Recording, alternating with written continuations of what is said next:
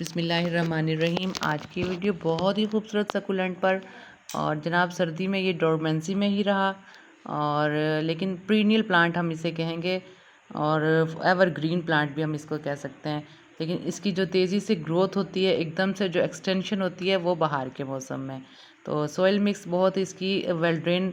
हमेशा जब भी सॉइल बनाएं सकुलेंट्स की, तो सॉइल मिक्सिंग से आप इतना वो ना करें बॉर्डर।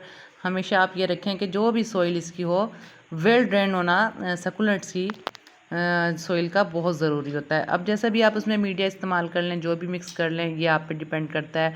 कोकोपीट बहुत बेहतरीन रहता है। कोकोपीट के जितने भी नेमुल बदल हैं वो मैंने बताया। आप अगर जैसे आपके लिए अवेलेबिलिटी नहीं है तो आप वो भी इस्तेमाल कर सकते हैं। बहरहाल मैंने इसे जो मैंने सॉइल मीडिया बनाई है, मैं आपको सकुलेंट भी दिखा रही हूँ। इसके नाम की तरफ भी अभी 1 बाय 1 हम आते हैं। चंद रोज़ पहले ही मैंने जनाब इसके अंदर किचन स्क्रैप को फुल ड्राई करके उसके अंदर वुड ऐश मिक्स करके मैंने इन तमाम बॉक्सेस में एक फीलिंग अच्छी सी करके सॉइल मिक्स बनाकर रखती थी। और बारिश के बाद और मुकम्मल तौर पे 1 वीक तक पानी देने के बाद तकरीबन मिट्टी बहुत अच्छी सी स्टेबल हो गई थी, मीडिया बेहतरीन बन गया था। तो अब मेरी प्लानिंग है इस खूबसूरत से पेरिनियल प्लांट को लगाने की। नाम की तरफ आ जाते हैं। नाम है इसका पेट्रोसेडम सेडिफॉर्म। जनाब बहुत इजी टू ग्रो है। मैं जो प्लांटेशन कर रही हूँ, मैंने विद रूट लिया है। और जनाब अगर हम इसको लगाएं कटिंग से, तो कटिंग भी वेरी इजी टू ग्रो है। कटिंग का सिर्फ लगाने में आपने क्या एहतियात करनी है, नोड एरिया की। इसकी स्टेम की बेस से जो है आपने लीफ हटाकर नोड एरिया का ख्याल रखते हुए छोटी से छोटी कटिंग भी आप लगाएंगे तो बहुत अच्छी सी प्रोपिगेट हो जाएगी, ख़ास तौर पे बाहर के मौसम में। पानी की तरफ आ जाते हैं। पानी की ख्याल आपको रखना पड़ेगा। ओवर वाटरिंग बिल्कुल भी ना करें इस प्लांट को। ओवर वाटरिंग रूट रॉट की तरफ लेकर जाएगा, और लो वाटरिंग भी ना करें। लो वाटरिंग से इसकी जो लीव्स हैं वो आप फ़ौरन अंदाज़ा कर सकते हैं, बिल्कुल थर्स्टी हो जाएगी, रिंकल्स आ जाएंगी इसकी लीव्स में, जो इसकी खूबसूरती को मुकम्मल तौर पे ख़त्म कर देगा। एक्सटेंड होती रहती हैं इसकी स्टेम्स, और किसी भी स्टेम को हेल्दी सी स्टेम को लेके इसकी प्लांटेशन को एक्सटेंड कर सकते हैं। मेडिकेशनल प्लांट है। मेडिकेशनल पॉइंट ऑफ व्यू से क्या क्या यूजेस हैं वो हम उसकी तरफ नहीं जाते। एज ए गार्डनर मैं जस्ट आपको इतना ही इन्फॉर्म कर देना काफ़ी है कि मेडिकेशनल प्लांट है। तो बहरहाल इस हिसाब से ये अगर वैसे भी अगर देखा जाए तो ये टॉक्सिक नहीं है, फ्रेंडली है, पेट्स फ्रेंडली है। कोई ऐसा इसके अंदर इशू नहीं है। कुछ कंट्रीज़ में इसको एज अ रॉ सैलेड भी यूज़ कर सकते हैं। और इसी प्लांट की पेट्रोसीडम सेडिफॉर्म की कुछ वैराइटीज़ थोड़ी सी टॉक्सिटी एसिडिक होती हैं, जिनको वेल कुक करके यानी कि सही तौर पे पकाने के बाद ही हम इस्तेमाल कर सकते हैं। लेकिन एशियन कंट्रीज़ में, ख़ास तौर पे इंडिया पाकिस्तान में, इसको खाने का कोई भी कंसेप्ट नहीं है। और जनाब ये इसकी फैमिली की तरफ भी बात कर लें तो इसकी फैमिली जो है, फैमिली से जिस फैमिली से बिलोंग करता है, कैरासुलासी फैमिली से इसका बिलोंग है। और पेट्स फ्रेंडली है, ये मैंने आपको इसके बारे में बता दिया है। और पानी देने में हमेशा एहतियात करें कि इसके बेस में पानी दें इस प्लांट की, ताकि इसकी खूबसूरती पे असर ना हो।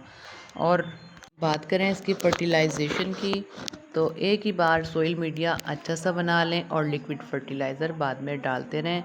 और अगर आप इतना वेल कुक मीडिया नहीं बना रहे हैं तो वुड ऐश जो आपने डाली हुई है वो भी इसके लिए बेहतर है। अगर आपके पास आप नर्सरी से लाएँ हैं तो इसकी मिट्टी को सॉफ्ट बनाने के लिए आप एलोवेरा के स्लाइसिस भी डाल सकते हैं, अगर आपके पास अवेलेबिलिटी है।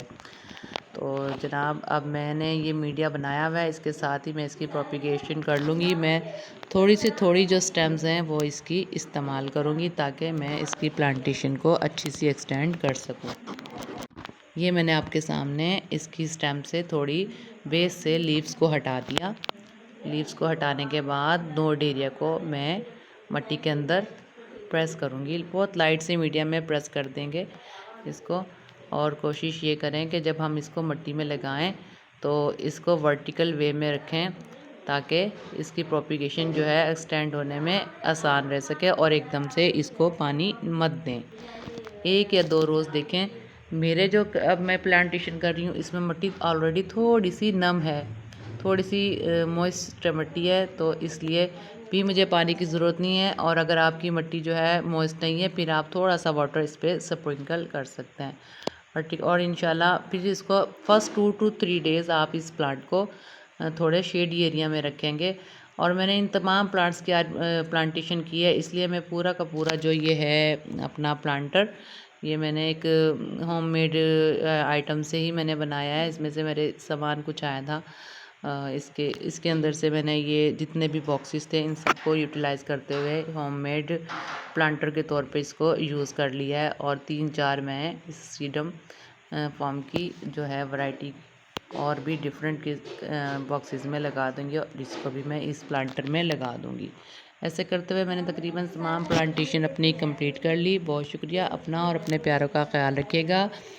जनाब सीडम फार्म के हवाले से और पेट्रो सीडम के हवाले से कोई भी, एक ही प्लांट का नाम है पेट्रो सीडम और सेडी फार्म, इसके हवाले से कोई भी क्वेश्चन है आप मुझसे कमेंट बॉक्स में पूछ सकते हैं। और कॉमन नेम है इसका पेल स्टोन क्रॉप।